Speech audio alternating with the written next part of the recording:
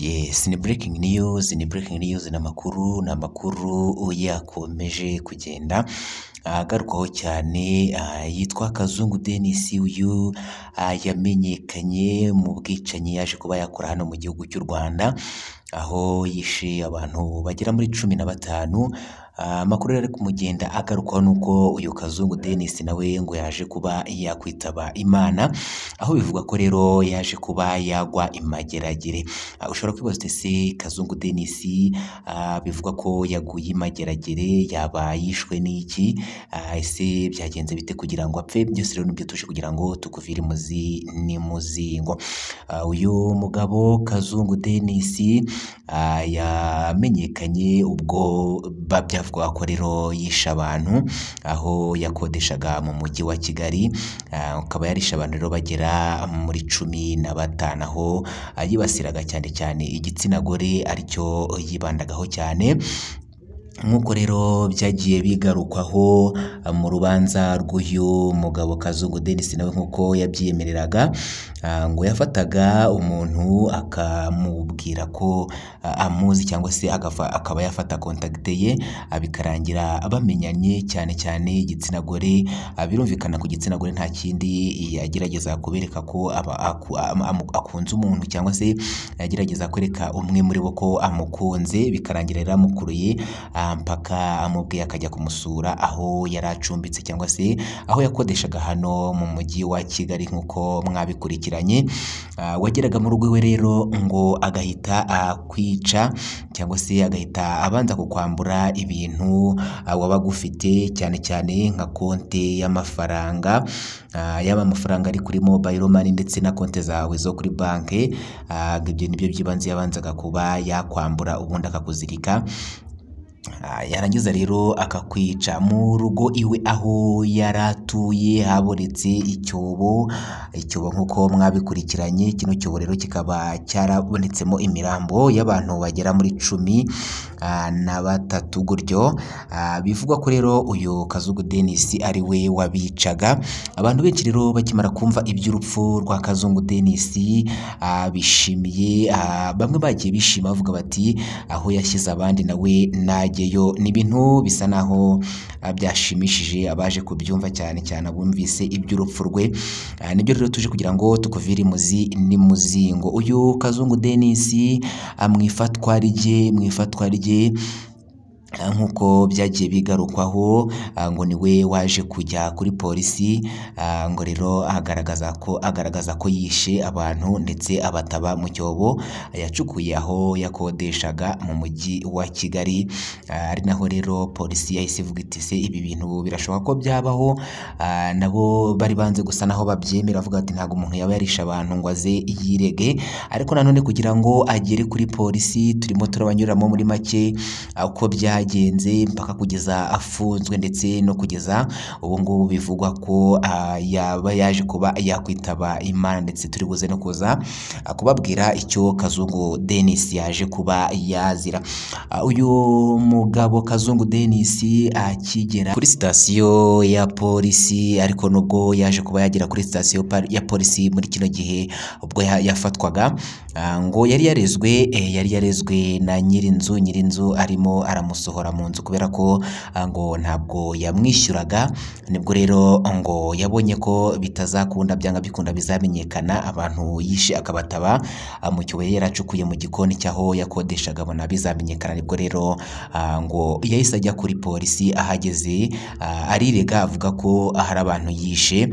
Nibwo rero inzego z'umutekano zahise zijyayo zisanga koko amakuru n'impamo abantu yarabishe abataba mu cyobo. Nibwo rero byahise bimenyekana, bitangira gukwirakwira ku mbuga nkoranyambaga. Abantu benshi barabimenya, abantu bagira ubwoba, baravuga bati se uyu muntu yabateye ate, yabameze ate? Umuntu wifata akica abantu bagera muri 10 akabica akabataba mu cyobo, se nta muntu baba barafatanyaga? Buri muntu yagiye yibaza ibibazo byinshi, akibaza ati se nta muntu bafatanyaga? Ese ibi bintu yaba yarabikoraga ari wenyine? Byagiye byibazwaho cyane. nibwo rero uyu mugabo byarangiye ahise ajyanwa kuba yafungwa, birangira rero afungiwe kuri sitasiyo ya polisi imwe hano muri uyu mujyi wa Kigali. Birangira rero bamushyikiriza izindi nzego zibishinzwe, rero ziramukurikirana mpaka aburanye. Birangiye rero yoherezwa i Mageragere.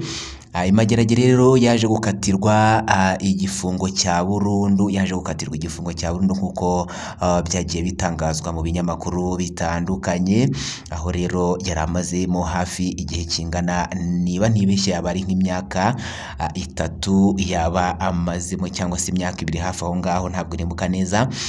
Uyu Kazungu Denis yagiye agarukaho cyane n'abatari bakeya ku mbuga nkoranyambaga, ndetse yanandikwa mu binyamakuru bigiye bitandukanye kugeza ubwo yakatirwaga akajyanwa gufungirwa i Mageragere. Amakuru arimo aragaruka kuri uyu umugabo cyangwa se uyu Kazungu Denis wamamaye cyane cyangwa se wamenyekanye mu bwicanyi yaje kuba yakora mu bantu yishe. Rero bikaba bivugwa ko harimo abakobwa bagera muri 12 ndetse n'umusore umwe, aho rero nawe ubwe yabyemerera ko yishe aba bantu.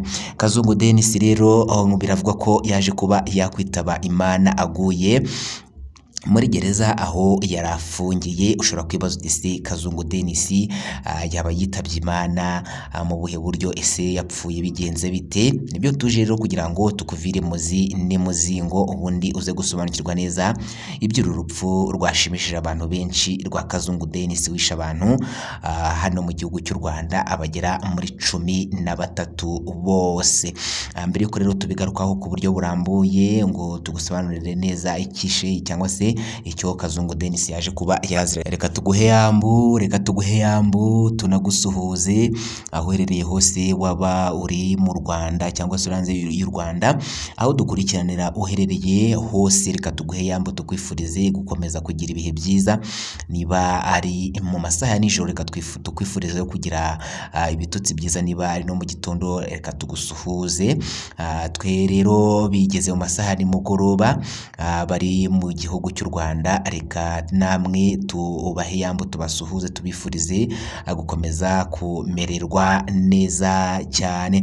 Reka nanone tubonereho tugusabe, niba ari ubwa mbere ubanye natwe, ukande kuri sabone cyangwa se subscribe, ntiwibagirwe gukanda ku nzogera kugira ngo tujye dushyiraho amakuru notification ugeze ubona uri mu bambere amakuru yacu ugiye akurikirana 5 kuri 5. Kurashare cyangwa se partage aya makuru uyasangiza inshuti n'abavandimwe. Ikindi ntiwibagirwe gukora like, ujye hasi no muri comment we wasiga igitekerezo cyawe kuko nacyo ni ingenzi cyane.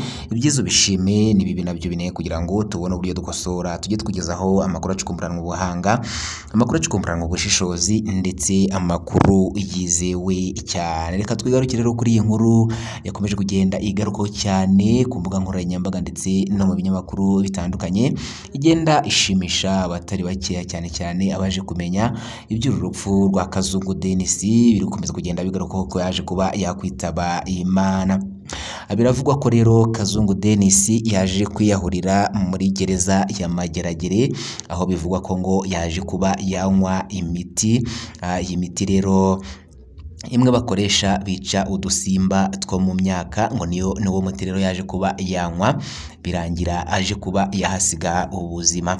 Benshi rero byabatunguye bakimara kumva ngo Kazungu Denis yitabye Imana, kuko byatunguranye ukuntu yaba yari afite uyu muti wica ibisimba byo mu myaka, cyangwa se iyi miti yica udusimba turya imyaka. Byaje gutungurana, benshi rero bakaba bavuga ko uyu Kazungu Denis nubwo yari ariho atarakwiye kubaho, kuko ibintu yakoze biteye agahinda, ibintu yakoze ntabwo byari bikwiye kuba yabaho. Benshi rero bagiye bishimira urupfu rw'uyu Kazungu Denis. Gusa natwe ni amakuru twabashije kuba twamenya gutyo, ari kugenda caracara ku mbuga nkoranyambaga, ntituramenya neza cyangwa se ntituremeza neza kuko niba Kazungu Denis yaba yapfuye bya nyabyo.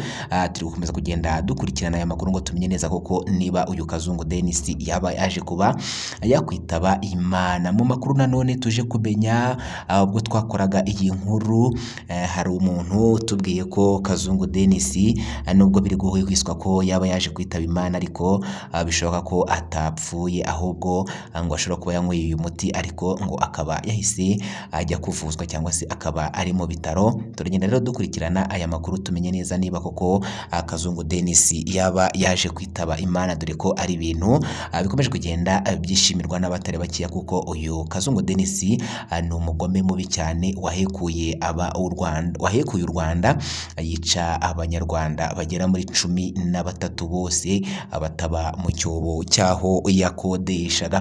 Reka tugusabe rero niba rugambira ubanye natwe ukanda kuri sabone cyangwa subscribe, ntiwibagirwe ukanda kunzogera kugira ngo nizujya dushyiraho amakuru notification igize ubona mu bambere amakuru yacu ugiye kurikirana 5/5 kora share cyangwa se partage aya makuru yasangiza inshuti n'abavandimwe. Ikindi ntiwibagirwe gukora like ugena muri comment usiga igitekerezo cyawe kuko nacyo ni ingenzi cyane, byizo bishime ndetse n'ibibi nabyo binenge kugira ngo tubone uburyo dukosora tujye tukugezaho amakuru acukumburanwa ubuhanga, amakuru acukumburanwa ubushishozi ndetse amakuru yizewe cyane. Wakoze kubana natwe rero, ciao ciao, bye bye, amakuru naka agaruka.